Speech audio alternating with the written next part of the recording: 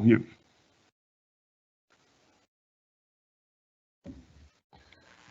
Sejam todos muito bem-vindos ao nosso webinar Manutenção Prescritiva e Indústria 4.0. Eu sou Isaac Lacerda, da Vitec Consultoria, e em parceria com Júlio Nassif, a gente está trazendo para vocês um dos assuntos mais badalados hoje da indústria 4.0 aplicada à manutenção, que é a manutenção prescritiva. Então a gente vai conversar um pouquinho com o Júlio Nassif, para ele contar para a gente o que é manutenção prescritiva, quais as novidades que esse tipo de manutenção vai trazer para a gente, quais as vantagens que vão trazer para a gente. E vai ser um papo bem interessante. Mas antes, eu só queria deixar um convite para vocês, para que vocês nos sigam nas redes sociais. A Vitec Consultoria está tanto no LinkedIn quanto no YouTube. E nós temos a nossa página também pela internet. Nos siga no YouTube, no YouTube e no LinkedIn, para que vocês fiquem por dentro de todas as novidades, todos os nossos eventos, todos os nossos posts técnicos, gravações de webinars antigos, está tudo lá nas nossas redes sociais. Então, por favor, nos sigam lá para que vocês não percam nenhum conteúdo nesse período de quarentena e pós-quarentena, que nós vamos continuar postando conteúdos relevantes para aumentar o conhecimento profissional de todo mundo. Queria deixar também um convite para vocês para os nossos próximos webinars. A gente já está aqui dia 19 de maio falando um pouquinho sobre manutenção prescritiva em indústria 4.0. Na semana que vem, vamos falar sobre a tecnologia Motion Amplification 3.0, com uma câmera, uma tecnologia que permite fazer visualização de vibrações, análise e medição de vibração. Então, muito interessante. Leslie Hansen, aqui da Vitec, vai estar falando para a gente sobre isso. E daqui a 15 dias, dia 4 de junho, a gente vai ter Allan Kardec para falar um pouquinho sobre manutenção e operação, os pilares da gestão de ativos. Então, seguindo essa série de gestão de manutenção. As inscrições elas podem ser feitas pelo site da Vitec, vitec.com.br/inscrição, sem cedilha e sem tio no ar. E você consegue já se inscrever diretamente para os 2 próximos webinars. Assim que a gente tiver a agenda de junho completa, a gente já vai divulgar, então não perca tempo, nos siga nas redes sociais para que você não fique de fora dos próximos assuntos que nós vamos discutir. Eu queria também fazer um convite especial e divulgar um curso que o Júlio Nassif e o Allan Kardec vão ministrar a partir da semana que vem, no dia 25 de maio de 2020, para falar sobre gestão estratégica da manutenção e gestão de ativos, ensino à distância ao vivo.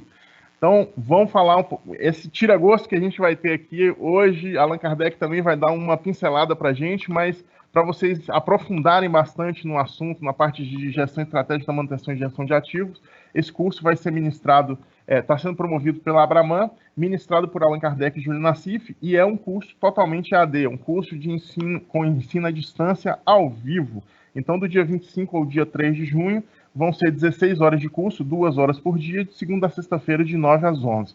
Para fazer inscrição, vocês podem acessar o abraman.sg.com.br/page/cursos eventos. Eu vou disponibilizar no chat para vocês esse link, então quem tiver interesse, quem quiser aprofundar na gestão estratégica de manutenção e gestão de ativos, conhecer em mais detalhes com 2 professores maravilhosos, aí, 2 pessoas que conhecem muito da indústria brasileira, da manutenção da indústria brasileira, já acesse o site e faça sua inscrição. Acesse o link, entre no site e faça sua inscrição. Eu vou deixar o link para vocês no chat, para que vocês possam acessar diretamente a página.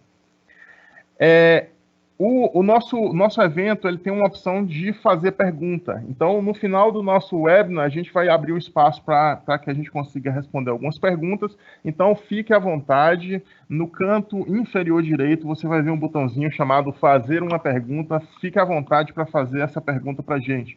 Então, qualquer dúvida que você tiver, as perguntas elas estão abertas durante todo o evento. Então, vá fazendo suas perguntas, no final a gente vai responder algumas. Nem sempre dá tempo de responder todas, mas a gente vai fazer o possível para que a gente possa responder a maior parte das perguntas que aparecerem para a gente. E, por fim, eu queria fazer uma pergunta para vocês.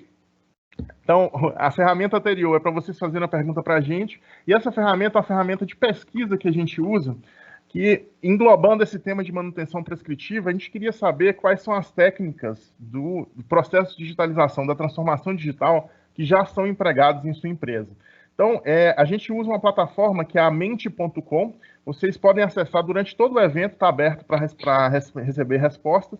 você basta acessar do seu smartphone ou do seu próprio navegador, você pode abrir uma outra aba aí e responder rapidamente para a gente. Você entra em www.mente, com i no final.com, e você utiliza o código 295135. Você vai acessar essa página, vai entrar com esse código e diretamente você já vai ser direcionado para a pergunta. Você não precisa fazer login, não tem nada disso. Quais as técnicas do processo de digitalização já são empregadas em sua empresa? Então, tem algumas opçõezinhas lá. A gente quer conhecer o cenário de vocês, o cenário da manutenção brasileira, aproveitar que a gente tem tantas pessoas juntas aqui. Então, responda rapidamente essa pergunta, que ao final, na sessão de perguntas e respostas, a gente vai mostrar para vocês como que está o cenário hoje brasileiro, da indústria brasileira, por dentro das pessoas que estão participando aqui. Então, por favor, responda rapidamente lá para a gente, vai estar aberto durante todo o webinar, e no final a gente traz para vocês a resposta, como é que ficou a estatística de quais são as técnicas mais aplicadas na manutenção brasileira hoje, pelo menos entre as empresas que estão participando desse webinar. Falar um pouquinho sobre o Júlio Nassif, ele dispensa apresentações, né? Mas rapidamente aqui, ele é um engenheiro mecânico com curso de especialização em engenharia de equipamentos e curso avançado 2 em turbomáquinas pela Petrobras, possui uma larga experiência profissional no setor de manutenção industrial, pela atuação na área de petróleo e consultoria em áreas de siderurgia, mineração, cimenteiras, metalurgia e infraestrutura. Ele é professor de curso de pós-graduação em engenharia de manutenção em Belo Horizonte, Joinville e Porto Alegre, coautor de livros de manutenção e professor de curso de pós-graduação de engenharia de manutenção. Uma forma bem resumida, porque senão o currículo é muito grande. Então a gente resume rapidamente, só para quem não conhece. Mas eu passo a palavra agora para Júlio Nassif. Seja muito bem-vindo, Júlio. É um prazer estar com você aqui e ter alguns momentos aqui de compartilhamento de conteúdo. Vai ser fantástico. Então seja muito bem-vindo, Júlio Nassif. Eu passo a palavra para você. Bom, pessoal, bom dia. Agradeço o convite da Vitec e a paciência de vocês de escutar isso aqui. Esse pessoal às vezes fica enchendo a bola da gente, mas até aí isso bota a gente numa situação muito complicada, porque você tem que mostrar serviço, né? Vamos ver se eu consigo ajudar vocês aqui alguma coisa, pelo menos provocar alguma coisa, tá? Eu preparei aqui uma apresentação. Eu queria saber se está chegando aí direitinho a imagem. Perfeito. Ok, muito bom. Então, a encomenda aqui foi fazer o seguinte, mostrar manutenção prescritiva em indústria 4.0. Talvez o que tivesse ser o contrário, indústria 4.0 e a manutenção prescritiva, que acaba sendo consequência disso. Eu vou começar falando o seguinte, existe uma informação muito importante que não é comercial. Eu vou falar aqui para vocês a bem da verdade. Primeira coisa, eu não sou especialista em preditiva, apesar de ter trabalhado um pouco com esse negócio. Mas recomendo que, em caso de necessidade, qualquer um que esteja assistindo essa live, consulte o pessoal da Vitec. Esse pessoal entende preditiva. E está sempre, assim, up to date com esse negócio todo. E eu não estou ganhando nada para fazer isso comercial, não, pelo amor de Deus, tá? Outra coisa, eu já trabalhei também com turbomáquina. Vocês viram lá até que eu fiz um curso avançado de turbomáquina, o negócio da Petrobras, muito bom. Mas atualmente eu não sou mais entendido. E caso vocês precisem consultar alguém que entende profundamente do assunto, vocês podem procurar um camarada chamado Roberto Tremper Filho, que está lá no LinkedIn, que no meu ponto de vista é um dos maiores experts do mundo nessa área. Eu estou falando do mundo, e é mesmo. Esse cara, eu tive o prazer de trabalhar com ele, é um sujeito que tem uma capacidade, tá certo, impressionante. Aí você chega nessa altura do campeonato e fala assim, vem cá, porra, e o que você vai fazer aqui então? Certo? Se você está dizendo que você não entende nada de coisa nenhuma. O cara da preditiva que entende é o pessoal da Vitec. Quem entende turbomáquina é o Tremper. Porra, o que você vai fazer aqui? Aí é que vem a história. Eu vou tentar provocar a quem estiver assistindo para fazer uma reflexão sobre as mudanças. Só isso, tá certo? Se eu conseguir isso, tá bom demais. Muito bom. Então vamos começar o negócio. Vocês já estão careca de ver essa figurinha daí, que ela mostra as revoluções industriais que ocorreram ao longo do tempo aí.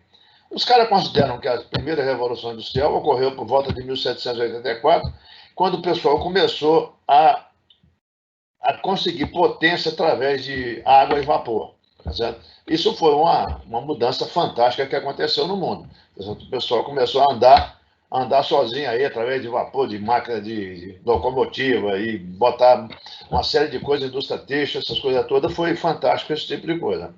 A segunda Revolução Industrial, que foi por volta de 1870, ela começou com a produção em massa, a linha de montagem e eletricidade. Saiu daquele artesanato para vir para uma linha de montagem, tá certo? E a eletricidade, a grande mudança da eletricidade foi, primeiro, arrumar uma potência, tá certo, através de motor elétrico, que era muito, muito mais lógica do que aquela potência que você obtinha por vapor e por água.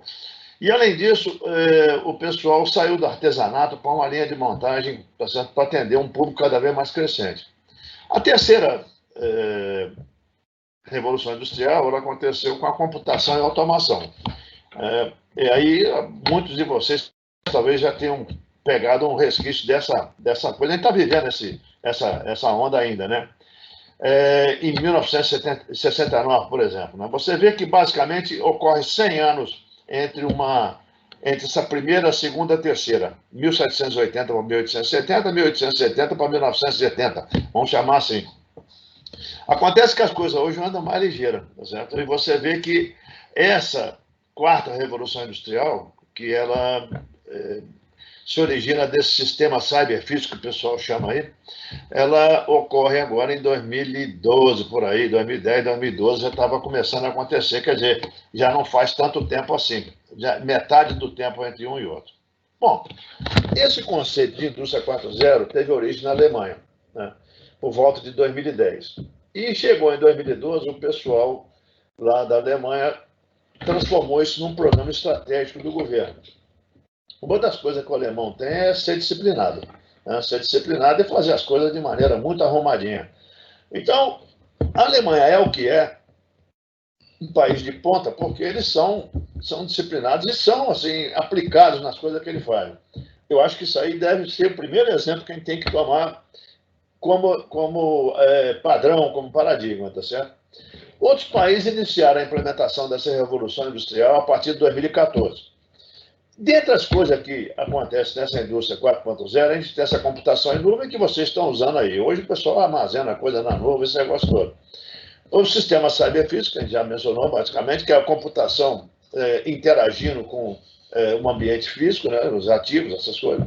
Realidade aumentada, que você tem para todo lado aí. Hoje mesmo eu estava vendo aqui uma notícia aqui no celular, apareceu uma empresa chamada KC Wearable lá na China, fabricando um capacete em que o camarada com esse capacete olha para outra pessoa e vê se ela está com Covid porque a temperatura está aumentada. São coisas assim ligadas a essa realidade aumentada.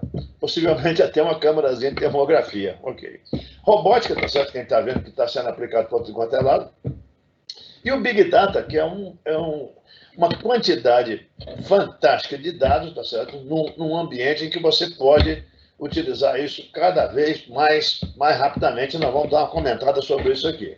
Bom, dois aspectos que eu acho assim, fundamentais e importantes desse negócio de indústria 4.0 são essas duas palavrinhas que estão nessa cor mais, sei lá, vermelhada, qualquer coisa assim.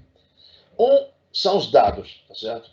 Hoje você tem muita facilidade de coletar, tratar e armazenar dados, tá certo? Era um negócio que a gente era muito pobre antigamente. Né? E hoje você tem isso aí numa fartura desgramada. Né? Você tem tanto dado hoje que até fica difícil você transformar essa em informação. Você vê, por exemplo, você pega um celular e vai lá naquele WhatsApp da vida, a quantidade de dados que tem é monumental. Inclusive, dado que não presta para nada. Tá certo? Tipo fake news, coisa assim. Uma outra coisa que é muito interessante também é a conectividade. Certo? Hoje você tem conectividade por fibra ótica, por cabo, por wireless, tá certo? Que bota todo mundo conectado de uma maneira fantástica. E uma coisa interessante que nós estamos tendo, tá certo? Uma coisa preciosa, chama velocidade e confiabilidade. De uma certa forma, essas redes de conectividade, elas são cada vez mais velozes e são cada vez mais confiáveis. Tá? Agora nós estamos para receber aí a 5G, que é uma rede wireless para celular ultra rápida. Tá? E uma coisa assim que a gente fica se questionando o tempo todo é o seguinte, você vê que hoje o celular, ele faz um monte de coisa, tá certo? E com uma rapidez maior do que você tem no seu computador, por exemplo. Você chega no seu computador para poder acessar determinadas coisas, é mais demorado do que quando você usa o seu celular. Bom, aqui só uma comparação para você ver como é que isso aqui é uma coisa que avança. Em 1964, a IBM tinha um sistema de computação que chamava IBM System 360. Era um computador fantástico, todo mundo achava aquilo uma maravilha da natureza. E era realmente. Tudo grandão para danar, essas coisas todas. E ele tinha uma unidade de disco, para fazer armazenamento, que era a unidade de disco 2311. Para você ter uma ideia, a capacidade teórica de armazenamento desse disco, que era um armário, tá certo? Se você colocar uma pessoa do lado aqui, essa coisinha, onde é que está para ligar e desligar aqui, vermelho e verde, ela está mais ou menos na altura da barriga do sujeito, qualquer coisa assim. Então você vê que é uma caixa grandona, tá certo? A capacidade teórica de armazenamento disso era 7,2 mega, 7,2 vezes 10 a 6 bytes, ou seja, é um negócio que quando você fala hoje, você fica rindo, você fala, pô, brincadeira, 7,2 mega é um troço ridículo, né? Quando foi em 83, a IBM lançou esse computador pessoal, tá certo? Que é a base do que a gente usa hoje aí na informática, tá certo? Isso aí deu uma revolucionada fantástica, né? Esse PCXT, ele tinha um HD, que o pessoal chamava também de Winchester, de 10 MB. Tá? Você vê que melhorou um cadinho aqui, mas mesmo assim era bem fraquinho, né? Você vê o seguinte, hoje, qualquer notebook que você compra aí, você tem um HD de 2 terabytes. Tá? Um HD de 2 terabytes, comparado com seus 10 megabytes, é 200 mil vezes maior. Ou seja, a quantidade de dados que você pode enxuxar dentro do computador, um notebook da vida hoje, é muito grande, tá certo? E a tendência é cada vez crescer mais. Bom, então o que aconteceu? Houve um aumento na geração e na utilização dos dados. E isso tem levado cada vez mais à revisão do sistema. O sistema tem que ser cada vez mais aptos para poder guardar, colecionar e tratar esses dados. E esse Big Data, a gente que já falou lá, ele coleta, armazena e permite uma melhor utilização. Agora eu vou fazer a primeira provocação para o pessoal de manutenção. Repara bem, se você está falando de dados, tá certo? Que os dados podem te ajudar, você tem que lembrar o seguinte, nós temos os dados históricos. Né? O histórico de manutenção, por exemplo, que eu tenho certeza que na firma de vocês é muito bom, é muito assim, confiável, e quando saiu do papel para o primeiro CMMS, vocês resgataram todo aquele dado. Depois, quando saiu do CMS para o SAP, que foi comprado via diretoria, ele também foi preservado. Então, é o seguinte, o histórico de manutenção de vocês é uma fonte confiável de dados, não é isso? Ninguém respondeu, então, por que é? Muito bem. Esses dados históricos, se você juntar esses dados com informações do fabricante, outras informações que você tem aí e análise avançada, você começa a fornecer para as máquinas, tá certo? Uma série de informações e elas podem começar a virar máquinas cognitivas. Ou seja, elas seriam capazes de fazer um autodiagnóstico e se configurarem. Isso a partir de quê? A partir desses dados. Você monta esse bando de dados, joga na máquina, claro que você tem um sistema para poder amparar isso. Essas máquinas, elas começam a ficar cognitivas, tá certo, de fazer. Agora, para que interessa isso? Isso interessa diretamente para melhorar qualidade e produtividade. Claro que isso não é de graça. Isso ele não está fazendo porque acha bonitinho. Isso aí significa qualidade e produtividade. E, no final das contas, essa qualidade e produtividade, ela desemboca numa coisa chamada competitividade. Essa competitividade, ela é fundamental para a firma permanecer no mercado e você garantir seu emprego. Em última análise, seria um negócio desse tipo aí. Bom, uma outra coisa que é fantástica também hoje em dia, tá certo? E eu digo isso mais do que vocês, porque eu vivi uma época que para você telefonar para uma cidade a 200 quilômetros, você levava 6 horas, passava por um telefonema para outra cidade, até chegar lá. É um negócio meio maluco. Mas hoje você pega, vamos supor esse camarada que está aqui, ó, no Brasil, arruma uma namorada em Moçambique. Ele pega o telefone celular, via WhatsApp, ele fala com ela na hora, numa limpeza de som, uma coisa fantástica, e não gasta nada. Ou seja, essa conectividade, tá certo? Ela é absolutamente fantástica e permite que se faça um monte de coisa que até uns anos passados aí era inimaginável, tá? Você tem uma ideia? Olha aqui, ó. Os aparelhos móveis celulares, eles conectam 3,5 bilhões de pessoas à internet. Você vê isso, olha essa fotografia dessa moça aqui, ó, dessa senhora com essa menininha. Certo? Você olhando esse ambiente aqui, é um ambiente rural, tá certo? Não tem casa por perto, não tem coisa nenhuma, mas a mulher está conectada num celular aqui, né? E a menina já está olhando a telinha aqui para poder ver como é que funciona. Vocês devem lembrar também o seguinte, quando tinha aquelas levas de refugiados, tá certo? Que chegavam lá na Europa, na Itália, na Inglaterra, na França, vocês percebiam o seguinte, apesar de refugiados, tá certo? E sofredores, por acaso, né? Eles tinham celular, tá certo? Estava todo mundo usando o celular, se conectando. Então, essa conectividade era um negócio absolutamente fantástico. E essa GSMA, Global System for Mobile Communication, é um órgão que mexe com essa parte de dispositivos de mobile, né? Vamos dizer. Então, esses camaradas fizeram a seguinte pesquisa. Que dispositivo conectado é mais provável que vocês usem nos próximos 5 anos? E essa pesquisa mostrou o seguinte, aparelhos inteligentes. 37% responderam aparelhos inteligentes. Medidores de energia inteligente, 25%. Possivelmente, daqui a um tempo, nós não vamos ter cara da CEMIG vindo aqui para poder fazer a leitura do nosso relógio de luz. Tá certo? Isso aí já vai direto para a CEMIG e volta. Se já não está sendo feito assim, tá? Dispositivo de vestir, wearable, tá certo? Vestimentas que tem essas informações. Aquele capacete que eu falei com você é um tipo dessa coisa. Aqueles óculos fantásticos também, então essas coisas ali. Automóveis conectados, tipo um Tesla, ou esses automóveis da Google também, que são desse tipo. E dispositivo médico inteligente, tá certo? Você vê hoje que a operação é feita por robô, tá certo? O camarada fica jogando um videogame e o robô vai lá e abre o sujeito, e a gente fica com medo disso, mas diz que é muito mais preciso do que se fosse o cara com a faquinha na mão. Ok. Então, isso mostra que os dados que estão disponíveis e que podem ser usados, mais a conectividade, elas fazem uma diferença considerável. Mas aí, como o capeta fica de plantão, tá certo? Ele fica querendo atrapalhar as coisas. A gente que sempre gostou muito de engrenagem, olha aqui as engrenagens do lado esquerdo, tá vendo aqui em cima?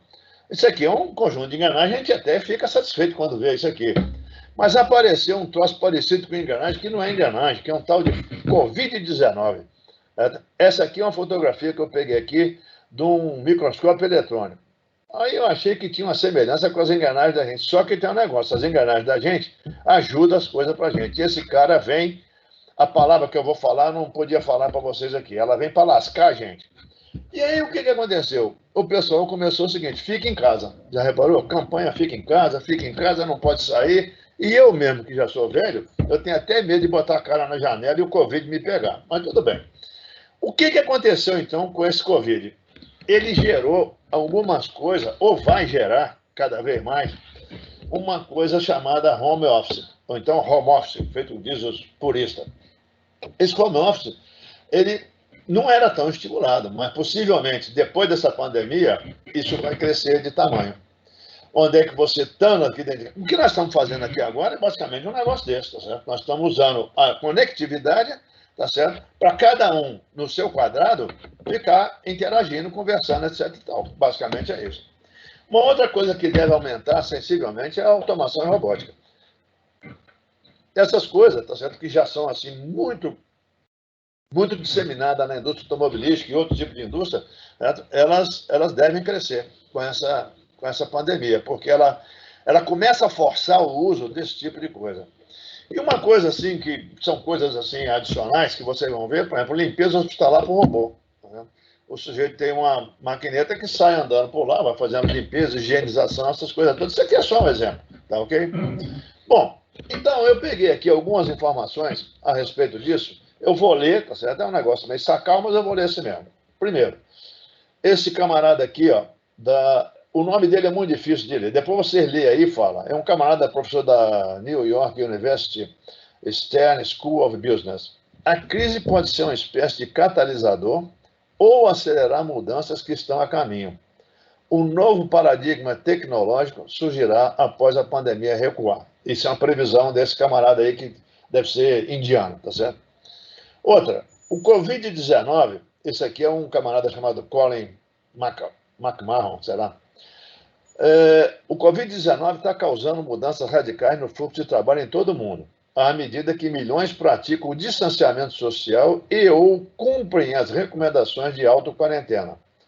Ele está apenas acelerando a adoção da indústria 4.0, levando as empresas de todos os setores a um estado mais maduro da tecnologia e do fluxo de trabalho da internet das coisas, esse IoT ou IoT, como vocês queiram, tá certo? Uma terceira publicação aqui da Industrial Automation, né, ele fala o seguinte: no ambiente pré-crise da indústria 4.0, as empresas estavam focadas em obter uma vantagem competitiva, redução de custos, produtividade, sustentabilidade e inovação. Mas agora, para muitos fabricantes, o foco é a sobrevivência, essencialmente. E, além disso, a limitação de danos. É claro que essa pandemia vai causar uma série de danos, tá certo? E muita gente vai falir, vai se arrebentar todo. Bom, isso aí nós falamos um bocado de conectividade, da indústria 4.0, não sei o quê, previsão desses caras para a coisa, mas aí você pergunta, porra, e a manutenção? Vamos lá. A manutenção, se você imaginar a manutenção na indústria 4.0, né, o pessoal costuma chamar que vai ter uma manutenção inteligente, ou smart maintenance. O que seria essa manutenção inteligente? Que características seria esse negócio? Aí vem um negócio redundante. Porra, se ela é inteligente, ela tem que ser inteligente. Porra, isso aí é um negócio fantástico, né? Vocês vão achar fantástico. Ela tem que ser mais inteligente do que é que nós fazemos hoje. Tem que ser mais rápida. Tem que ser globalmente acessível. Eu posso estar fazendo a manutenção aqui, um cara lá da Coreia está me instruindo como é que eu vou fazer essas horas aqui. Tá? E tem que ter transmissão em tempo real, tá? O que não é um negócio muito difícil mais ultimamente. Mas o que o cara espera desse negócio aqui? Primeiro, maior disponibilidade da planta. Por quê? Porque disponibilidade é uma grande coisa que a manutenção entrega, tá certo? O grande indicador da manutenção é a disponibilidade, depois vem o resto, concorda? Então, a disponibilidade, ela é o que você vende, o que você entrega, o que a manutenção dá. E aí o cara vira assim, porra, mas o mercado está ruim. Dane-se, eu entreguei o equipamento disponível. Se vai ser usado ou não, é outro problema, tá certo? Mas a nossa função é entregar a disponibilidade da planta lá.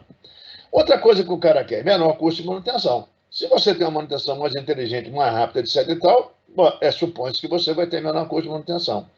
E uma outra coisa que é desejável também, tá certo? Que é esperada, são ganhos de conhecimento a partir da análise de dados disponível. Na medida que você vai colhendo esses dados, você vai transformando isso em informação que pode ser usada, inclusive, pelas próprias máquinas. Muito bem. Você quer ver um exemplozinho simples aqui, mas que é bacana? Eu achei bacana. Isso aqui é um negócio da Siemens. Eu copiei esse negócio de um site da Siemens, lá uma palestra da Siemens. Você vê aqui, você tem aqui o tal do Citrans PDS-3, um transmissor e medidor de pressão. Tá? Esse troço aqui, bonitinho aqui. Vocês estão vendo aqui do lado, ó, onde é que esse dedo do cara está apontando na foto da esquerda? Você tem um QR Code aqui, ou então um QR Code, para ficar mais bacana. Na plaqueta do equipamento, você tem esse QR Code aqui. O que esse camarada fez? Ele pega o celular e aponta para o QR Code. Na hora que ele captura esse QR Code, aparece para ele todas as informações ou os dados a respeito desse troço aqui, desse transmissor aqui. Bom, o que acontece com isso? No final das contas, você está tendo conectividade. Você tem dados, transforma isso em informação e é capaz de decidir. Você só consegue decidir se você tiver, tá certo, dados ou então para transformar em informação, senão você não consegue decidir. O Celso de Mello agora, ele está com um monte de dados na mão. Certo? Vai transformar aquilo em informação e vai decidir alguma coisa sobre esse troço de lá. Certo? Espero que decida bem, mas lá. Aí, vamos imaginar, isso aí vocês já viram acontecer, que me passa um pintor, que o sujeito contratou e não deu instrução para ele vai pintar esses negócios e ele dá uma pintada, com todo respeito, nessa plaqueta que está aqui. aí tampou o QR Code, tampou os dados do equipamento todinho. Vocês nunca viram acontecer isso, mas vamos só supor que isso aconteceu. Esse camarada pode chegar lá no painel, certo? Conecta lá e puxa os dados de novo aqui. Ou seja, você tem uma facilidade muito grande hoje de obter esses dados para poder tirar suas conclusões a respeito do que está acontecendo. Bom, e comparando aqui agora, tem uma tabelinha aqui, em que a gente mostra aqui, pega aqui tipo de manutenção, tá? Tipo de manutenção. Vamos pegar essa coluna, tipo de manutenção. A gente tem aqui a manutenção corretiva não planejada. Né? O que é essa manutenção corretiva? É aquela que o equipamento falhou, você vai correndo lá para consertar. Certo? A manutenção preventiva, certo? Que apareceu por volta de 1940, por aí, e o pessoal queria fazer o seguinte: eu faço um plano para poder intervir no equipamento antes que a falha ocorra. É bacana? É, porque você saiu daquela situação de correr atrás do prejuízo para poder planejar alguma coisa. Né? Então, ela tem sua vantagem. A preditiva, tá certo? E aí o americano gosta de chamar isso aqui por uma sigla. Na manutenção preventiva, ele chama de PM, tá vendo? Preventive Maintenance. Aí veio a preditiva, que para nós aqui no Brasil, ela começou na década de 60, tá certo? E eu lembro que a Petrobras tinha uns equipamentos de medir vibração, assim, quando você compara com os de hoje, era uma carroça, mas funcionava, né? E a manutenção preditiva, que o americano chama de PDM, que é Predictive Maintenance, tá certo? Ele é uma manutenção, não é na realidade uma manutenção, ele é um monitoramento. Você concorda? Então, você vê aqui nessa coluna do lado da esquerda, é o seguinte: enquanto você tem na manutenção corretiva não planejada e na manutenção preventiva uma ação de executar, você está fazendo a manutenção, na manutenção preditiva e na prescritiva, que nós vamos falar dela daqui a pouco, ela tem o objetivo de monitorar e diagnosticar. Na realidade, a execução de uma correção recomendada por esse monitoramento é feita por um negócio que a gente costuma chamar de manutenção corretiva planejada, porque você planeja a correção, por isso que é manutenção corretiva planejada. Bom, então, a manutenção preditiva, tá certo? Que para mim é um avanço fantástico, tá certo? Uma beleza, ele monitora e diagnostica. E a prescritiva, que o pessoal está chamando de RXM, aí não me pergunta por que não, porque agora eu me lasquei. RXM, mas vamos lá. Ela monitora, diagnostica e indica uma ação. Por que ela indica uma ação? Porque ela prescreve. Por isso que o nome dela é prescritiva, porque ela está prescrevendo uma ação. É igual no médico. Você vai lá no médico, o cara te examina, tá certo? Bate no seu joelho, não sei o que lá, vai manômetro, ouve aquele negócio todo, faz aquelas sacanagens todas. No fim, ele diagnostica: não, você está com Covid, então você vai tomar tal remédio. Quando ele faz essa prescrição, tá certo? Ele está fazendo a mesma coisa que a manutenção prescritiva faz. Monitorou, diagnosticou, indicou a situação. Bom, aqui tem um nome em inglês, se vocês quiserem, para entrar na internet da vida. E aqui você tem a relação de custo. Enquanto você gasta qualquer coisa, qualquer unidade que você quiser na manutenção preditiva, você gasta 1,5 na preventiva. E gasta de 2 a 6 na manutenção corretiva não planejada. Certo? Dá para você perceber o seguinte, que toda vez que você tem uma manutenção eminentemente corretiva não planejada, ou seja, emergencial, certo? Os seus custos são muito maiores. Porque, primeiro, que você não faz nada planejado. Segundo, que os equipamentos rebentam de uma maneira que, quando você vai consertar lá, está uma zona desgraçada. Tá certo? Então, era para trocar só o rolamento, daqui a pouco você tem que trocar o eixo, a carcaça, o diabo quatro. Então, essa é a relação de custo que tem. E desde 1996, esse dado se mantém inalterado. Qualquer lugar que você for na internet, você pode ver, existe uma relação disso aqui. 1,5, de 2 a 6. O que se espera é que, com a manutenção prescritiva, esse custo seja menor do que 1. Quer dizer, usando essa comparação aqui, tá legal? Então, se eu gasto 1 com preditiva, com essa prescritiva eu vou gastar um pouco menos do que com a preditiva. Bom, ok. Então, vamos lá. Aqui nós temos a corretiva não planejada, que é a correção após a falha. A preventiva, que é a intervenção planejada para evitar a falha. A preditiva, que é o monitoramento da condição. E a intervenção para correção só se dá somente se for necessário, tá? E a prescritiva? O equipamento detecta, analisa, emite a ordem de correção quando necessário. Tá vendo que esse equipamento aqui botou uma mãozinha com OM lá. OM, OS ou OT. Você pode escolher qual o nome que você quer. É uma ordem de manutenção, ordem de serviço, ordem de trabalho. Ele já coloca aqui, toma, vai fazer isso aqui que você está precisando. Em termos de consequência na disponibilidade, o que acontece? A corretiva não planejada é uma praga, tá certo? É muito ruim. Ela joga a disponibilidade para baixo, porque você está sendo comandado pelos equipamentos. A preventiva melhora a situação? Melhora. Mas também não é nenhum Brastemp, tá certo? Porque você acaba intervindo no equipamento, você tira o equipamento de operação.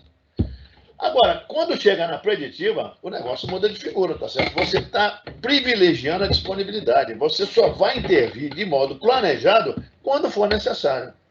E essa prescritiva, ela melhorar mais ainda essa disponibilidade. Essa que é a ideia da história, tá?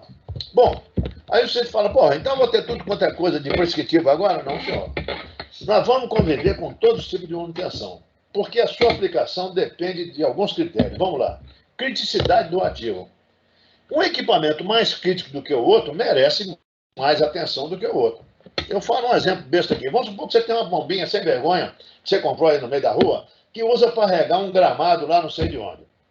Você vai fazer manutenção prescritiva ou coisa que o valha nesse tipo de equipamento? Não vai, porra. É equipamento que não tem criticidade nenhuma, tá certo? Não interfere no processo, não mata ninguém, não tem nada disso. Então, depende da criticidade do ativo. Quanto mais crítico o equipamento, mais eu aporto recurso e tecnologia nele. Uma outra coisa também que pode importar é o seguinte, da importância de um determinado momento da produção. Aí é problema de prioridade. Você tem um equipamento que não era crítico, mas como você teve uma encomenda de um determinado produto e o cliente quer isso rapidamente, esse equipamento virou o prioritário nessa hora. Então, você vai dar mais atenção a ele, tá certo? Porque ele é prioritário nesse momento e ele transforma para a empresa. Uma outra coisa também que você vai influenciar na maneira que você faz a manutenção dos recursos disponíveis no momento. Você pode ter um recurso ou não. Se você estiver no meio do mato, não tem jeito de fazer preditiva, pô, faz outro tipo de manutenção, sinto muito. E outra coisa também é dar oportunidade. Por exemplo, a planta estava rodando, de repente a planta parou por um problema qualquer lá. Aí você fala, porra, já que, lembra dessa história? Já que parou, eu vou fazer a manutenção nesse fulano de tal aqui, que daqui a 3 meses eu tinha que mexer mesmo. Então, esses são critérios que acabam fazendo com que a gente conviva com todos os tipos de manutenção. Muito bem. Bom, no entanto, a tendência mundial nas empresas excelentes é o seguinte, reduzir a corretiva não planejada. A gente já viu que ela é mais cara, tá certo? Manter a preventiva somente para aqueles ativos que não aceitem monitoramento e diagnóstico. Você pode ter equipamento que não aceita. Você não consegue fazer medição, monitoramento nele, tá? E uma coisa que o pessoal faz hoje em dia é maximizar a preditiva. Então, olha só, reduzir a corretiva não planejada, manter a preventiva somente para aqueles ativos que não aceitam monitoramento e diagnóstico e maximizar a preditiva. E essa prescritiva? A prescritiva, ela é ainda incipiente, tá certo? Percentualmente é incipiente, quando comparada às demais, tá certo? Mas a minha impressão, a minha profetização, se isso aí valer alguma coisa, é que esse tipo de manutenção vai crescer exponencialmente em função das mudanças advindas com a indústria 4.0. Tá? Isso é um negócio que eu talvez não veja isso, mas vocês certamente vão ver. E aí, eu acho que o recado que a gente tem que colocar na cabeça é o seguinte, a empresa que estiver preparada para essa quebra de paradigma sobreviverá. Quem não tiver, vai se lascar. Para falar um português bem chulo, tá certo? Para a gente entender a história. Aqui tem um gráfico, eu queria que vocês prestassem bem atenção no que eu vou falar, para depois vocês não me botar em situação difícil, hein? Olha lá. Esses valores aqui em azul, de corretiva não planejada, preventiva e preditiva, são valores da literatura mundial. Tá? Isso é o que as empresas excelentes praticam. Elas praticam menos que 10% de corretiva não planejada, por volta de 30% de preventiva e na faixa de 60% de preditiva.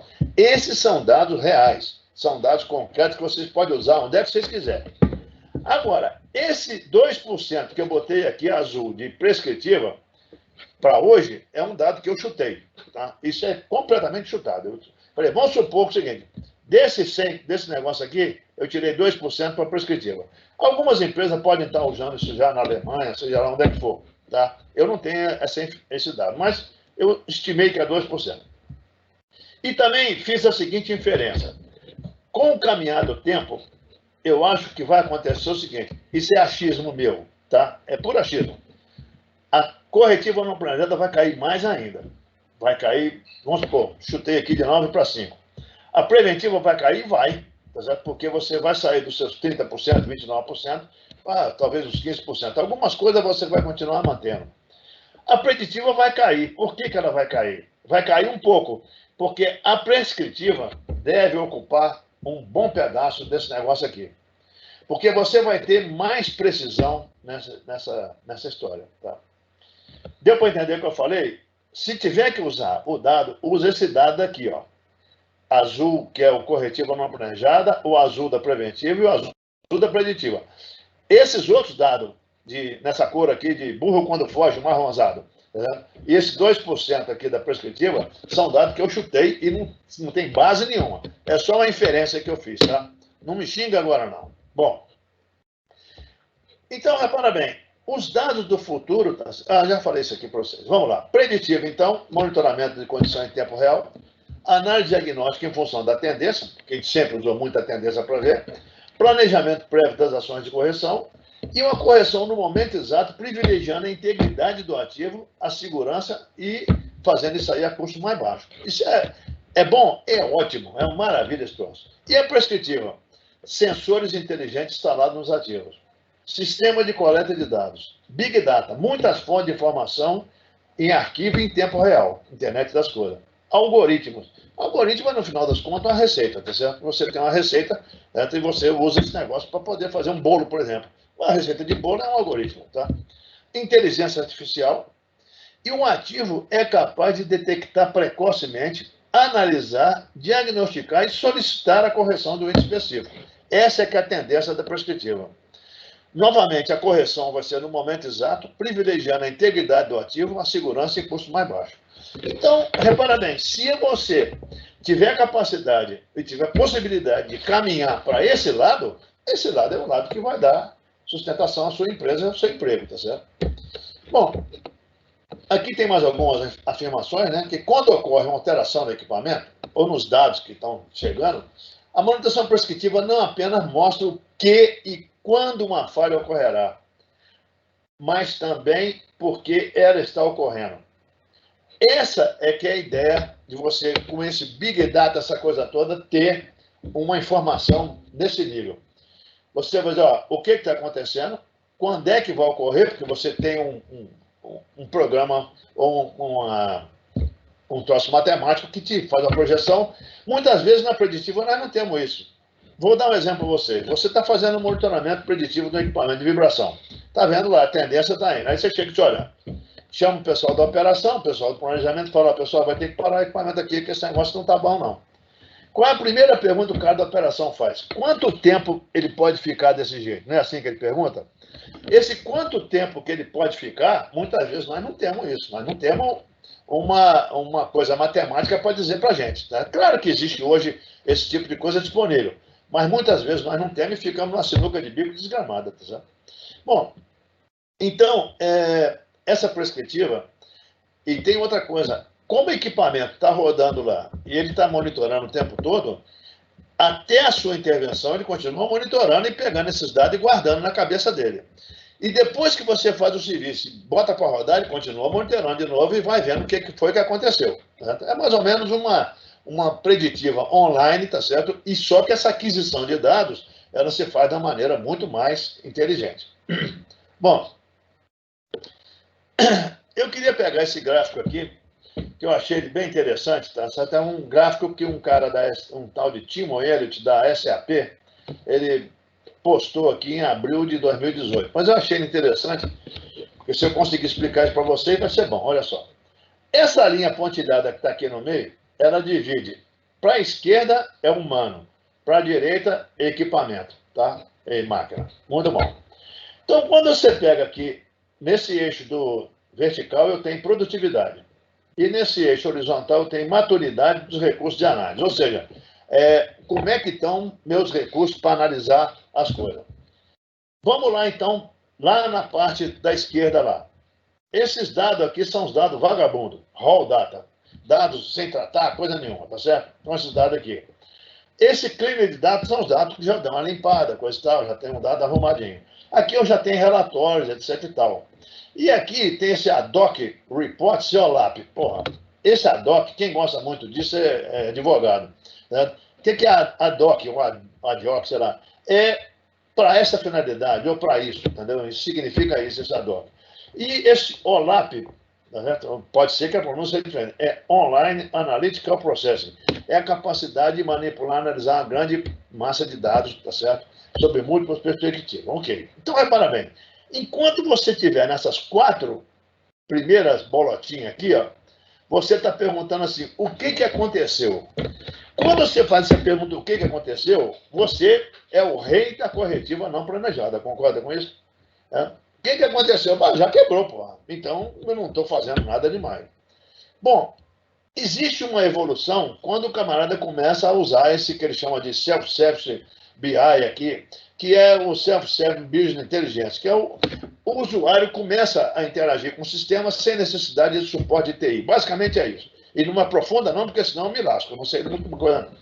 Nessa situação aqui, o camarada pergunta, por que aconteceu? Você nota que aí o nível de análise ele já está começando a melhorar, tá certo? Eu não estou sabendo só o que aconteceu. Eu estou perguntando por que aconteceu isso. Isso aqui lembra muita gente de análise de falha, né?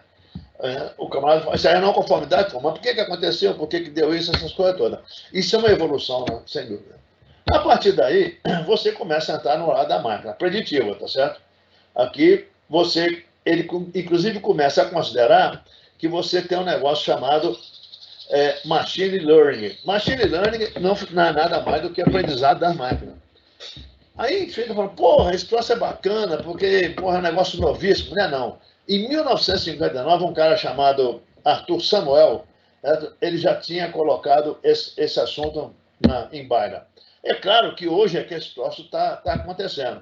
Esse aprendizado da máquina, ele me permite, através da preditiva, dizer assim, o que vai acontecer? O que acontecerá? É o futuro, tá certo? Você vê que agora a produtividade sua está maior, tá vendo? Essa azul aqui, ó. Você pode caminhar mais um pouco aqui e chegar na prescritiva, análise prescritiva. Você melhora mais ainda a sua produtividade, tá? Existe uma derivação que o pessoal faz o seguinte, usando esse negócio da preditiva aqui, você começa a fazer uma análise baseada em algoritmos do lado humano. Aí você começa também a melhorar a sua produtividade aqui. E, finalmente, tá certo? Com a prescritiva, você tem ações otimizadas, tá certo? Algumas publicações, inclusive, dizem o seguinte, que o equipamento que está se monitorando e se diagnosticando, ele pode até dizer para você o seguinte, olha, se você baixar a rotação aqui, coisa que o vale, você melhora. Você deve ter feito isso na sua empresa. Está vibrando muito, você baixa um bocadinho a vazão, ou seja lá, coisa que vale, para poder melhorar o negócio, tá certo? Então, isso aí, o equipamento poderia fazer esse tipo de coisa. Bom, existe mais outras 2 coisas aqui que estão bem ligadas ao sistema autônomo, que é essa daqui, ó, as máquinas tomam decisões, tá certo? As máquinas tomam decisões autônomas. Esse último degrau aqui. Você está com o recurso máximo de análise e a sua produtividade está lá em cima. Está vendo como é que a produtividade é um negócio que interessa para a empresa, porque ela fica mais competitiva, e a manutenção, ela está ajudando esse tipo de coisa, porque não existe produção sem manutenção, né? Existe manutenção junto de operação mais manutenção. Ok. Bom, então se eu pegar esse gráfico aqui agora eu lembro de uma piadinha que o pessoal contava muito, que era o seguinte, vamos imaginar que eu estou nesse ponto aqui, sistema autônomo, as máquinas decidem, tá certo? Então a gente pode pensar nisso aqui, ó. Eu tenho uma planta que está rodando direitinho lá, e o pessoal sempre diz, essa piada é antiga. Você tem dois personagens nessa planta aqui. Tem um sujeito aqui e um cachorro. Esse cachorro, ele está lá para não deixar o homem mexer nas máquinas, porque as máquinas é que resolvem a zorra toda. E por que o homem está lá, então? Para dar comida para o cachorro. Lembra desse negócio? Então, é claro que isso aí é uma brincadeira, tá certo, etc e tal, tomara que seja, porque senão também não vão perder emprego, pelo amor de Deus. Bom, mas o que acontece? Vamos tranquilizar a zorra aqui. Primeiro, o trabalho diário se transforma todo dia. Você vai vendo que todo dia você tem uma transformação no que você faz. E a força de trabalho de qualquer empresa precisa ser ajustada e novas habilidades precisam ser adquiridas. Essa atualização, ela é constante, a gente tem que ter essa atualização. Outra coisa, os recursos humanos são inegavelmente um dos maiores desafios para a adequação na indústria 4.0, sendo importante em todos os níveis de funcionários. Embora a revolução digital redefina as tarefas dos trabalhadores da fábrica, essas mudanças também exigem que eles atualizem suas habilidades e know-how, e as empresas devem se adiantar a essas necessidades. Você que falou isso? Não. Quem falou isso foi esse sujeito aqui, ó. Inteligência industrial. É um negócio aqui lá do Canadá, que eles colocam isso aqui. Isso está errado? Não, está absolutamente certo. Além das empresas se adiantarem essas necessidades e começarem a capacitar o pessoal, você também, como pessoa, certo? Pessoa física, com CPF, esse negócio todo, você tem que procurar se atualizar. Não basta ficar esperando a empresa, você também tem que se capacitar para que você fique apto para poder trabalhar no mercado que está em mudança constantemente. Uma outra coisa também que a gente pode pensar é o seguinte, isso aqui você está falando de coisa de fora, mas vamos ver aqui dentro. A CNI, que é a Confederação Nacional da Indústria, em 2016, ela fez um relatório sobre a indústria 4.0 no Brasil. O relatório em inglês chamava Challenges for Industry, ou seja, desafios para a indústria 4.0 no Brasil. E, na ocasião, ela colocava algumas propostas. Uma, criação de novos cursos técnicos para atender necessidades específicas. Ok. Redesenhar cursos de engenharia, gerenciamento e outros campos com o objetivo de adaptar às necessidades da nova tecnologia. Claro que isso aí tem que mudar. Se você está mudando o mundo, os cursos de engenharia, os cursos técnicos, os cursos de Senai, têm que se adequar a essas novas necessidades. Criação de curso multidisciplinar de gerenciamento de produção focado na indústria 4.0. E estimular programa de competência nas empresas. Bom, se você me perguntar, isso está sendo feito? Eu não sei. Tá, mas eu desejaria que tivesse, porque essas coisas que foram propostas, elas são absolutamente fundamentais. Bom, nós estamos quase encerrando isso aqui, tá? Vocês não precisam ficar muito tristes, não, porque nós já estamos quase chegando no final. Duas coisas que são importantes a gente colocar aqui. Uma é uma palavra chamada, é a palavra paradigma. O paradigma é um exemplo padrão a ser seguido, certo? É um modelo. Por exemplo, paradigma político. O paradigma político o que é? É dano que se recebe, então toma lá da cá. É um paradigma bom? Não, é uma titica. Mas, porra, é um paradigma para os caras lá. Tudo bem. Então, o paradigma é um negócio interessante? Tá certo? Eu tenho um modelo, etc e tal. Acontece que o sucesso com o paradigma atual muitas vezes não deixa que você veja o futuro. Ele embota a sua visão. Você não consegue ver na frente. E outra coisa que é fundamental, quando o paradigma é quebrado ou mudado, tudo volta a zero. Vou dar um exemplo para vocês rapidão aqui. Talvez alguns de vocês nem tenham conhecido isso que eu vou falar, mas eu vou falar assim mesmo. Existia um negócio chamado videocassete. O videocassete era um equipamento que você colocava uma fita cassete grandona nele lá, programava, ele gravava o programa da televisão. Rapaz, quando aquilo chegou, eu falei, gente, mas o mundo é uma coisa louca. É uma coisa fantástica. E ele começou, acho que com 2 cabeças, depois passou para 4 cabeças. Vamos imaginar que você fosse um fabricante de videocassete, hoje em dia, e você fizesse um aparelho de videocassete com 32 cabeças. Qual seria a sua situação? Uma situação desgraçada, porque você não ia conseguir vender nada. Você veja que depois disso, os camaradas fizeram o CD-ROM, tal, e Blu-ray, não sei o que lá, isso tudo já foi para o espaço. Você hoje tem um pendrive, você tem um Netflix, tem nuvem, e não tem mais nenhum desses negócios aqui. Por quê? Porque o paradigma foi quebrado. Quando o paradigma é quebrado, tudo volta a zero. Então, a gente tem que ter cuidado com isso também. Isso fala alguma coisa para manutenção? Fala, porra. Você está vendo que o mundo está caminhando, a gente tem que ficar antenado com essas coisas. E a mudança, tá certo? Mudança, a própria quebra do paradigma é a mudança, tá certo? Mudança é a única coisa permanente. Certo? Já dizia o Heráclito no século VI a.C. Todo mundo que vê eu falando alguma coisa, sempre eu falo dessa história desse Heráclito, tá certo? Ele era meio maluco, mas ele viu um negócio bem interessante, tá certo? Você está sempre mudando. Você basicamente olha no espelho. O ano passado você era uma cara, esse ano você já é outra, tá certo? Costuma ser pior, mas tudo bem, vamos lá. Então, o que a gente tem que fazer? Nós temos que nos adequar e nos adaptar às mudanças. E isso é sinônimo de sobrevivência para a gente como pessoa e para as empresas e para os países, tá certo? Não tem recurso, não. Bom, e para finalizar, eu queria mostrar para vocês uma figurinha aqui que diz o seguinte: vamos imaginar que você trabalha numa fábrica e essa fábrica está mostrada por esse equipamento aqui, tá vendo? Essa coisa esquisita aqui que parece até 20 mil léguas submarina. Esse troço aqui dentro tem sensor, tem coletor, software, algoritmo, big data, etc e tal, para PP, pão duro, está tudo aqui. E você está aqui, ó, morando num prédio que está a 30 quilômetros dessa fábrica. Tá? Você está em casa, satisfeito, coisa e tal. Só que você tem conectividade com esse equipamento. E aí o seu telefone toca, entendeu? Seu telefone toca, você vai lá olhar.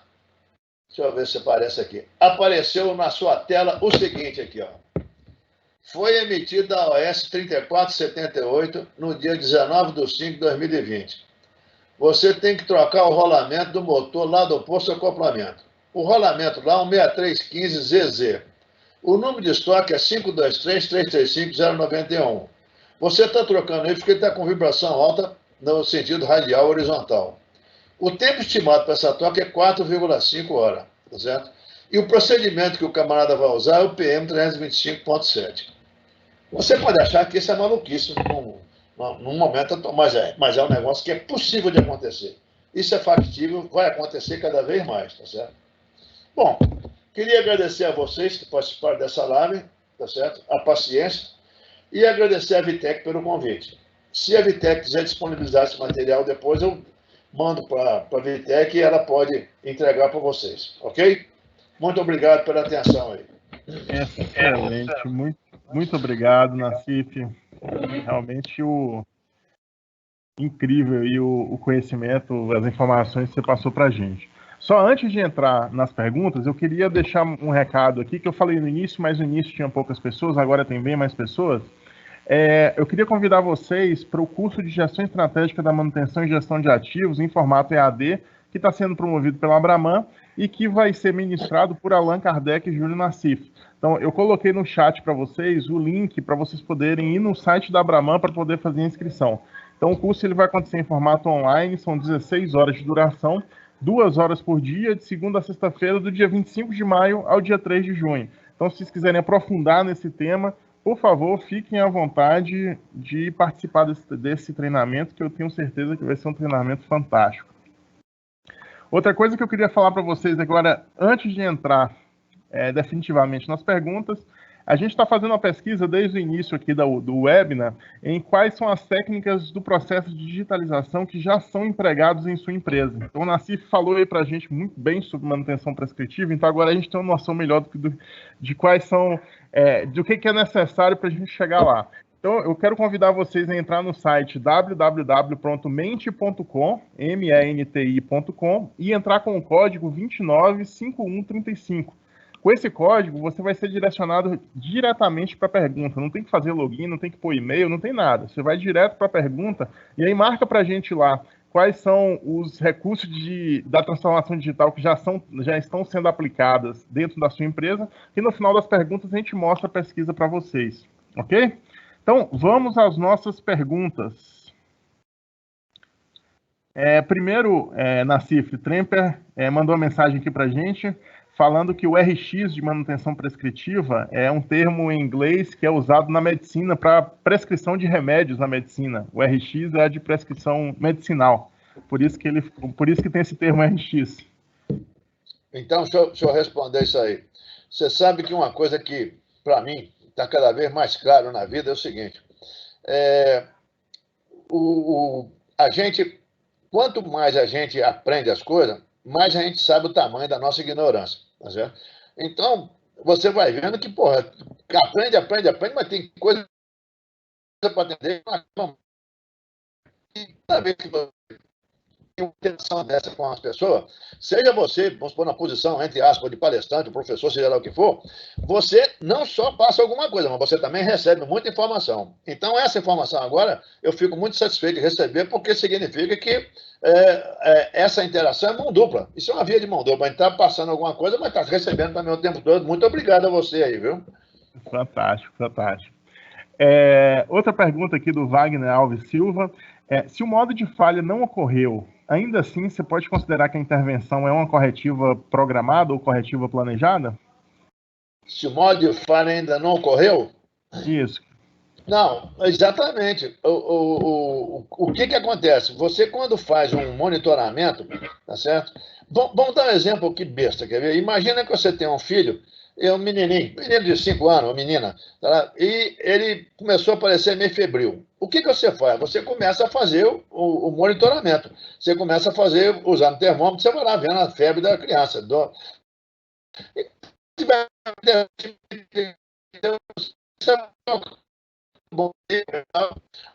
Ainda não vai fazer. Você vai tomar uma providência, tá certo? Você vai dar um remédio, vai fazer alguma coisa. Então, o que eu gosto de diferenciar é o seguinte: existe uma fase de monitorar, existe outra fase de atuar. Se a falha ainda. Eu não quero que a falha ocorra. Repara bem, quando você está usando preditivo, prescritivo, essas coisas, você está querendo evitar que a falha ocorra. E você tem segurança de monitorando, dizer o seguinte: olha, eu vou ter que intervir nesse equipamento, senão vai acontecer a falha. Então, essa correção que é feita antes da falha ocorrer, é uma correção feita de modo planejado ou programado, tá certo? Claro que eu planejei e programei para poder fazer esse negócio. Então, essa que é a vantagem. E aí, uma coisa que é bom de lembrar é o seguinte: todo serviço programado ou planejado, ele é mais rápido, mais barato e mais seguro. Tá certo? Então, não tem tempo quente. Você entendeu, Wagner? Eu não quero que a falha ocorra. Por isso é que eu vou me preparar para atuar antes. Antes da falha acontecer, eu vou lá e faço a correção. Ok?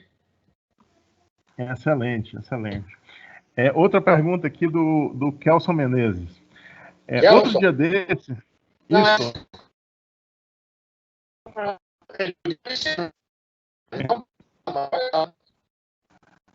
Outro dia desses, me deparei com um problema em um grande player do mercado de revenda de eletrodomésticos, do qual se gabava por ser uma das primeiras do mercado a utilizar vendas 100% automatizadas. Porém, no fatídico dia, a internet, sistema em nuvem, estava offline. A vendedora, um robozinho simpático, informou que a venda não seria possível.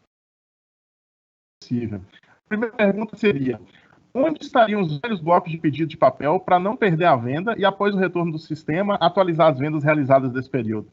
A segunda pergunta seria: em se trazendo a historinha para a manutenção industrial, até que ponto a indústria 4.0 pode criar esse mapa mental que, sem a internet e rede industrial, nada pode ser realizado, no quesito mão de obra qualificada em resolução de problemas e não no manuseio de sistemas? Kelson Takenaka Menezes. Esse cara eu conheço ele. E depois eu vou pegar ele, vou encher de porrada, porque ele faz pergunta difícil. Mas vamos lá. Olha só. Isso aí, o que o Kelson botou, é um negócio que acontece demais aí. Você quer ver em sistema bancário? No banco, você chega no banco, aí você vai fazer uma operação qualquer lá, pode ser no caixa ou na coisa, o sistema está fora do ar. Porra, se o sistema está fora do ar, e agora parei, porra, não posso funcionar?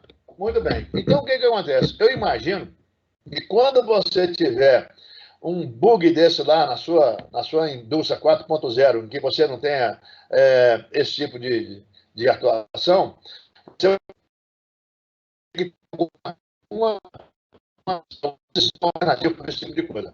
Eu diria que no caso da manutenção, você pode fazer alguma coisa via preditiva, certo? Já que você tem sensores colocados lá, você pode puxar esses sinais dos sensores e fazer uma análise, mesmo que seja humana, vamos dizer assim, né? A partir do sinal desses sensores. Que não necessariamente eles têm que ir primeiro para a nuvem para depois você analisar. Eu estou falando aqui, dando um conceito, não sou expert para dizer isso aí, mas eu acho que é desejável que a gente tenha uma alternativa mais ou menos igual àquela que eu mostrei para vocês, daquele camarada que está pegando o QR Code naquele transmissor de pressão. O que ele fez? Porra, pintaram o negócio lá, não tem o QR Code. Porra, eu vou lá no painel e puxo lá a informação. essas coisas são uma coisa que eu tenho que ter, porque senão a gente fica complicado, né? Ou então, e adicionalmente, você deve poder acessar o seu sistema de dados para poder ver até aquele momento como é que estava o acompanhamento do equipamento. Por exemplo, vamos imaginar que o seu sistema lá está acompanhando o equipamento e está fazendo registro, né? De vibração, temperatura, seja lá o que for, produção, não interessa. Esse troço está sendo mostrado lá, e o que vai acontecer? Se num determinado momento cair, você pode chegar tá certo? Fisicamente, do dado no computador, o relatório que ele está gerando, coisa que o valha. Para você não ficar cega, tá certo? Eu acho que a gente não pode navegar cega num sistema desse, senão a gente está lascado, né? E essa dependência, eu acho que é uma coisa relevante que o Kelso levantou aí, porque, porra, a gente tem que pensar nisso também. Deu para enrolar bem, Kelso? Nossa, excelente. Depois ele responde para a gente aqui. Tem um caso interessante, até entrando no meio aí, mas eu acho que combina bem com essa pergunta de Kelson.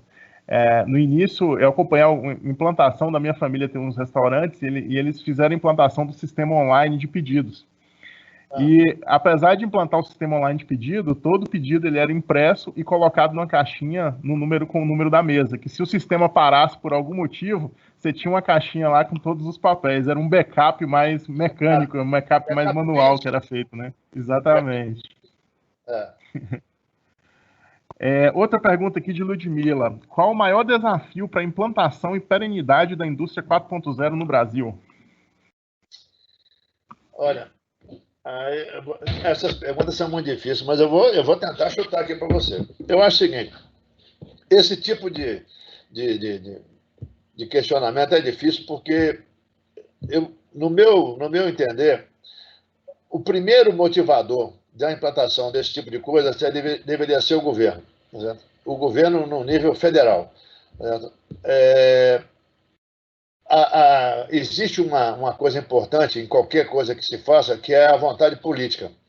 Essa vontade política é um negócio fundamental para as coisas acontecerem. Certo? Você pode ver que, por mais que a gente seja técnico, esse negócio todo, as coisas acontecem por vontade política. Eu vou dar um exemplo besta aqui, que pode ser... Quando o pessoal decidiu construir uma refinaria aqui em Betim, uma refinaria de petróleo aqui em Betim,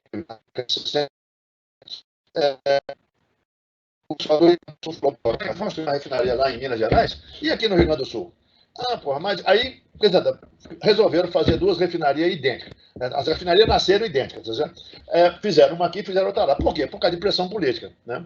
Então, a primeira coisa que eu acho é que tem que ter um programa suprapartidário que mostre o seguinte: se o Brasil quiser ser uma economia pujante, que esteja colocada entre as economias mais importantes do mundo, ele tem que se atualizar. Certo? Tem que melhorar a educação do pessoal, tem que melhorar a capacitação, tem que melhorar esses cursos que nós temos aí, tá certo? Não tem dúvida. Então, isso tudo faz parte de um programa. E esse programa é suprapartidário por quê? Porque ele não pode ser um programa de curto prazo. Ele é um programa de longo prazo. E uma das grandes mazelas que nós temos aqui no Brasil é que, quando muda o governo, principalmente se mudar a ideologia, certo? Os caras costumam derrubar o que o outro estava fazendo. Isso acontece, às vezes, nas empresas também, quando um gerente novo chega e acha que tem que mudar para botar a marca dele, o que é uma burrice cavalar. Burrice cavalar é um negócio difícil de entender, mas vamos lá. O que acontece com isso? Eu tenho que aproveitar as coisas tão boas e melhorar aquilo que precisa ser melhorado. Então, é fundamental que isso seja uma coisa... E outros organismos que são importantes, aí, por exemplo, essas Fiesp, Ciesp, CNI, essas coisas, e o próprio empresariado tem que começar a buscar esse tipo de coisa. Só para poder dar um exemplo rápido aqui, há alguns anos atrás, talvez uns 15 anos atrás, eu tive numa indústria de tecido lá em Cataguases. Essa firma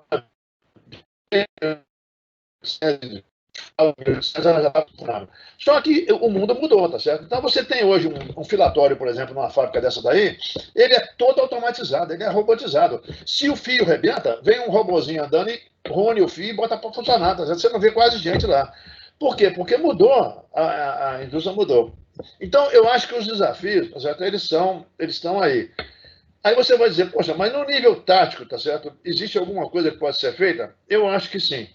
No nível tático, eu estou dizendo assim, é um engenheiro de nível médio, o supervisor, tá certo? Esse pessoal, eu acho que a gente tem que começar a buscar uma implantação maior de preditiva, tá certo? Para poder ir se preparando para receber essa modificação que vai vir.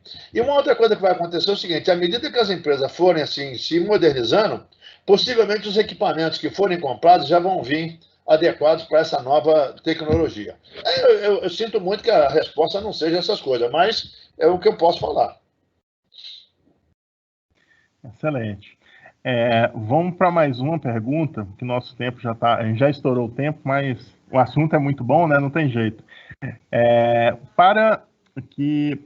Osório, perdão. Na sua visão, qual será a representatividade dos dados offline no contexto da manutenção prescritiva 4.0? Quem que é o cara? Osório. Ele escreveu só Osório, isso. Osório de quê? Ele não pôs o sobrenome. Não. Não é o Osório da prédio, não é? Ele colocou Osório como prédio, Osório prédio aqui. Então é isso mesmo. Esse camarada ele entende mais de preditiva do que na minha terceira geração que vai vir ainda, tá certo? Bom, vamos lá a pergunta dele. Ele falou o seguinte, fala de novo para mim, por favor. Qual será a representatividade dos dados offline no contexto da manutenção prescritiva 4.0? Muito bem. Osório, primeiro um prazer falar com você aqui, igual foi com o Kelso, tá certo? É o seguinte, você repara que a gente tinha colocado o seguinte, que a gente tem um tal de Big Data. Esse Big Data, ele começa a colecionar dados de tudo quanto é lugar, tá certo? Então, imagina o seguinte, eu tenho alguns dados que eu colhi offline, tá certo? Que eu fazia minha rota lá, fazia medição de vibração, não sei o que, etc. Eu tenho uma coleção de dados lá. Essa coleção de dados, eu vou jogar na memória do meu computador lá, ou coisa que eu valha, no meu sistema de armazenamento de dados, esse Big Data, e ele vai proporcionar para um sistema de análise uma informação preciosa, que eu acho que é, porque ele vai dar o comportamento de um determinado equipamento, de um ativo, seja lá o que for, porque esses dados anteriores, eles dão um comportamento do equipamento no negócio. Então, eu acho que o dado offline ele é importante, sim, porque ele vai montar uma base de dados, em cima dessa base de dados, eles vão acabar transformando em informação para essa inteligência artificial, algoritmo, coisa que vai. Ele vai mostrar o seguinte, olha, esse equipamento, ele funciona tanto tempo, depois a vibração começa a aumentar em tal lugar assim assado. E isso essa que é esses dados de histórico, dados de informação do fabricante, todas essas coisas colocadas nesse baú, elas vão permitir que essa inteligência artificial, o algoritmo, coisa que valha, melhorem essa informação e começa a dar um tipo de comportamento para o cara analisar. Ok? Perfeito, muito bom. Teve várias mensagens aqui, Nassif, te parabenizando a Vitec pela iniciativa. Eu agradeço também todo mundo por ter dedicado um pouquinho do seu tempo para ficar com a gente aqui. Então, meus parabéns, Nassif, estou retransmitindo a mensagem de todo mundo aqui. Para finalizar, eu só queria mostrar para vocês essa pesquisa que a gente fez desde o início. A gente teve algumas respostas, deixa eu compartilhar minha tela aqui para mostrar para vocês a pesquisa como ficou. Quer que eu te compartilhe a minha? Já entrou. Vocês já estão vendo aí. Então, a gente perguntou quais são as técnicas do processo digitalização já são empregadas em sua empresa. Nós tivemos 22 respostas, que foi o sensoriamento de equipamentos é utilizado, 19, integração de dados digitais já é realizado, 8, mineração de dados e algoritmos de manutenção já são aplicados nesses dados, 8, com manutenção prescritiva com machine learning, e 5 já faz o desenvolvimento de gêmeos digitais. Então, Nassif, você acredita que foi bem coerente com o que você vê hoje na indústria, esse panorama nosso aqui? Eu achei bacana, tá certo? Essa resposta. Eu achei um negócio bem bacana, tá certo? Que manutenção preditiva com machine learning, já tem 8 respostas aí, tá certo? Até depois, se o pessoal conseguisse assim, identificar quem já tem essa manutenção prescritiva com machine learning ou coisa que valha, para a gente depois até entrar em contato com eles e aprender mais um pouco, né? Porque senão a gente está lascado, né? Perfeito. Então fica o convite, pessoal. Quem já trabalha com manutenção prescritiva, machine learning, por favor, coloca no chat qual a empresa, o seu contato, para a gente conversar mais, a gente passar para o Nassif também entrar em contato para a gente conversar um pouquinho mais. E só queria comentar, para finalizar esses gêmeos digitais, que é um nome até interessante, né? E às vezes o pessoal desconhece, os gêmeos digitais é o espelhamento do seu processo ou do seu equipamento em formato completamente digital. Então você pega os dados real da sua máquina, né, e simula no computador em paralelo com o funcionamento da sua máquina para você conseguir fazer esses testes, avaliar alterações de operação, desgaste acelerado de máquina. Então é você levar a sua máquina para um meio, geralmente com computação em nuvem, você levar para um meio digital já, para você fazer todas as simulações na sua máquina, tendo ela física e tendo ela digital, né? Tendo ela no formato totalmente simulado. A vantagem disso é que você provoca uma série de distúrbios na máquina digital, tá certo? E vê qual vai ser a reação dela, né? Enquanto a outra está rodando direitinho lá, né? Eu não vou fazer isso nela, né? Exatamente. Você não faz, você deixa a sua garantida, né? E faz o teste na digital. Né? Exatamente. Bom, Nassif, meu muito obrigado pelo seu tempo, por estar participando com a gente aqui. Eu agradeço muito você ter aceitado o convite. E em nome de toda a Vitec, muito obrigado. Você é sempre muito solícito aqui com a gente para compartilhar conteúdo. Deixa eu falar só uma coisinha final aqui, eu juro por Deus que é pequena. O que eu gostaria de agradecer, além de agradecer a vocês, que sempre me puxam o saco e fica me botando em fria, e eu acabo topando, agradecer o pessoal que está participando aí, tá certo? Inclusive personalidades aí que eu acho que tem mais para ensinar do que para ouvir o que eu estou falando aqui, tá certo? Muito obrigado a todos vocês, tá certo? A Vitec, ao pessoal que assistiu. Eu estou à disposição, o meu e-mail é julionassif@gmail.com.br. Nassif é N-A-S-C-I-F. Vocês devem ter visto isso aí. É Júlio, Nassif, tudo junto, sem ponto, sem coisa nenhuma. Se quiser trocar ideia, no LinkedIn também está lá. Certo? Muito obrigado pela paciência de vocês todos aí. E se eu falei alguma bobagem, vocês fazem o seguinte, mandam um e-mail e falam, olha, aqui que você falou está errado. Eu agradeço. Um abraço para vocês. Valeu, Nassif, muito obrigado. Para finalizar, gostaria de agradecer a todos que dedicaram um pouquinho do seu tempo para ficar com a gente. Muitas perguntas aqui sobre disponibilização de material. Esse webinar ele vai estar disponível lá no LinkedIn da Vitec, no YouTube, e Nassif gentilmente também já cedeu material para a gente, né? Vai enviar para a gente a apresentação. Perfeito. Então, para todo mundo que está inscrito, a gente tem o e-mail de vocês, a gente vai mandar por e-mail para vocês a apresentação que foi utilizada, mas no LinkedIn e no YouTube, provavelmente hoje, já no final do dia, a gente já vai estar com o link disponível para vocês poderem assistir algum pedaço que vocês perderam ou que vocês querem rever com mais calma. Meu muito obrigado a todos e nos vemos nos próximos webinars. Até lá. Tchau.